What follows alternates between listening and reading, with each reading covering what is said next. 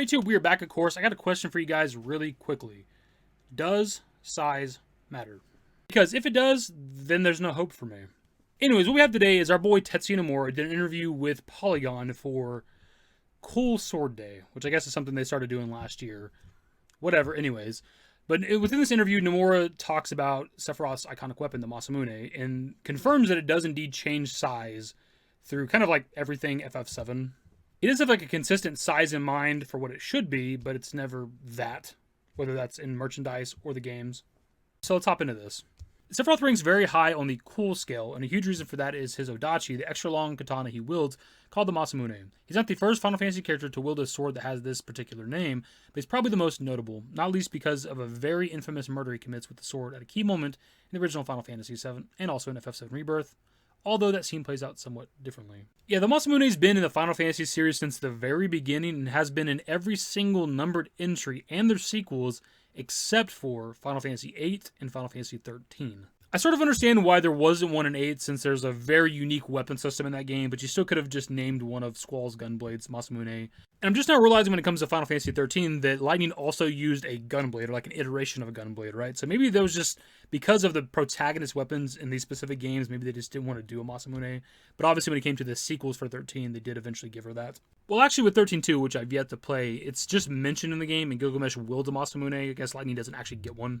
Other than mentioning the Nibelheim incident scene playing out somewhat differently with Rebirth versus the original FF7, I mean, from a literal perspective, yeah, it's obviously just expanded upon because it's a more modern interpretation of the scene, but overall, when it comes to like FF7, FF7 Rebirth, the Nibelheim incident, like, it's following FF7 relatively closely. They're not that different. They're just expanded.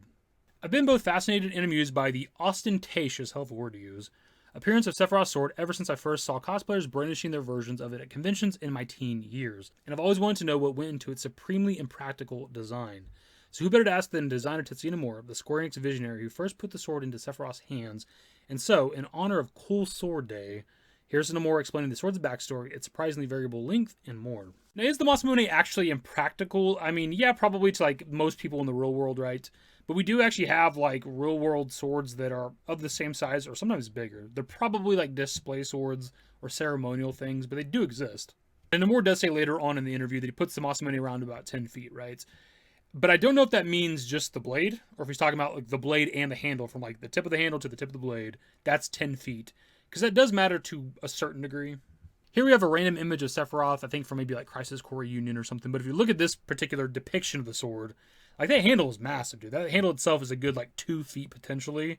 So if we're talking, 2 feet of handle and 8 feet of sword, that's a little more usable maybe.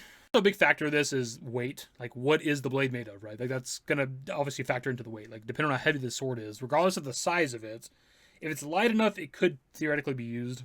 But obviously, once you get like too long, it's gonna be impractical. Even if I had a sword that weighed like 10 pounds, if it was 20, 30 feet long, I couldn't realistically use it, right? So, obviously, I'm not saying that Sephiroth's sword is a realistic weapon that the average person could use, but it is possible depending on the weight and shit like that. Also, it's a fantasy world. What led to the decision to name Sephiroth's sword after the medieval blacksmith Masamune? The Masamune has appeared throughout the Final Fantasy series as the strongest sword.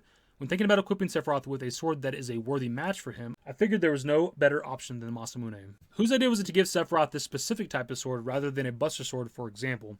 That'd be mine. Each time Cloud went through a tweak in design, the accompanying Buster Sword seemed to grow larger. Reason being, I thought the juxtaposition between Cloud wielding a giant sword and Sephiroth, who is far more powerful, wielding a skinny katana, would be quite interesting. Additionally, the contrast between a wide broadsword and a long Japanese katana is also inspired by the rivalry of two famous Japanese swordsmen, Musashi and Kojiro. So here we have some statues depicting their rivalry, and you can definitely see some similarities with the way this statue is displayed, and also FF7. I mean, they obviously take a lot of liberties with the size of both Sephiroth and Cloud's weapons, but specifically Cloud's, right? Like, it's not anything like the other guy's sword when he's jumping through the air. Like, that is just like, it's not even that much bigger than the other guy's, like, katana, I guess. But, like, Cloud's Buster Sword is obviously just ridiculous. Now, that's an impractical fucking weapon.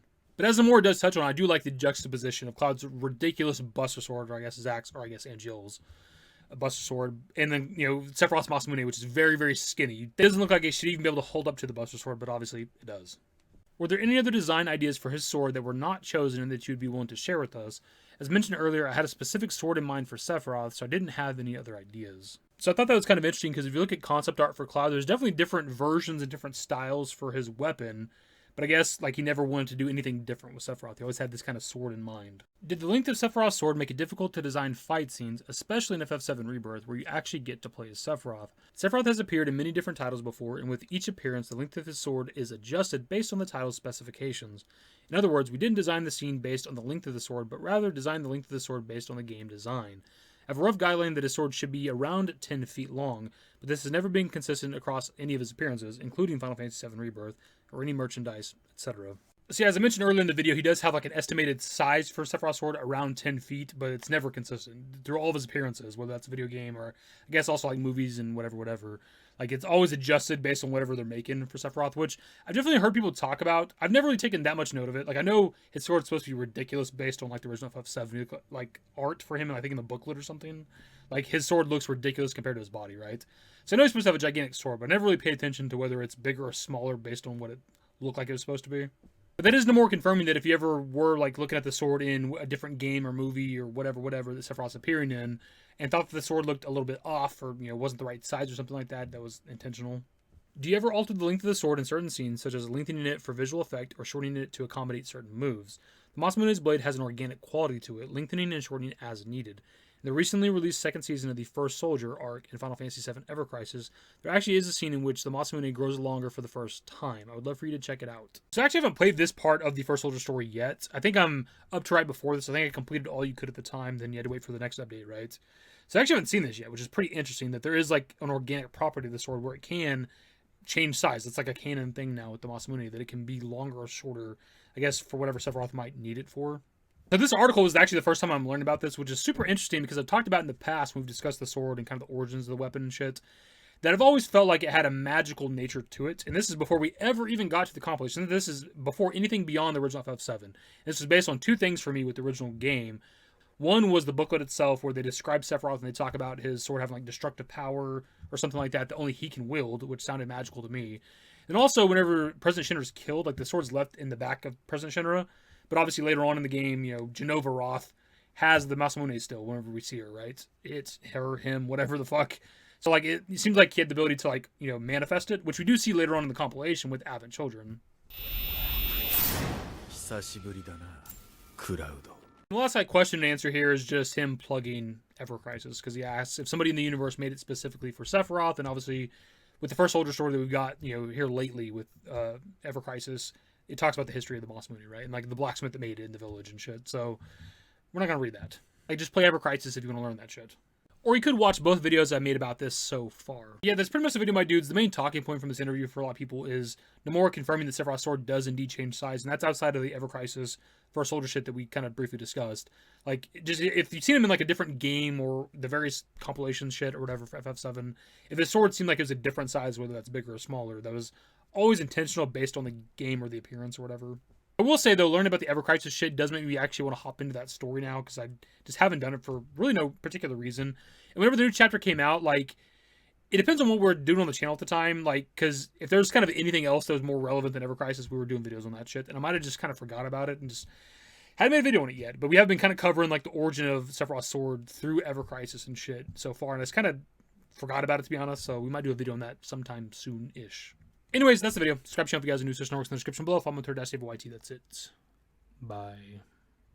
Used to care what people thought, but now I care more, and nobody out here's got it figured out. So therefore, I've lost all hope of a happy ending, depending on whether or not it's worth it. So insecure, no one's perfect. We spend it with no shame. We blow that like Coltrane. We in here like Rogaine, or leave it like Cobain.